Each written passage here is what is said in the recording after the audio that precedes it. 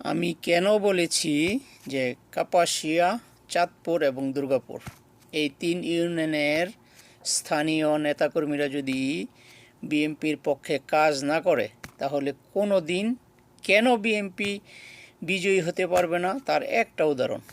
হান্নান শাহ যতবার এমপি হয়েছেন এই 3 ইউনিয়নের ভোট দিয়েই কিন্তু হয়েছেন।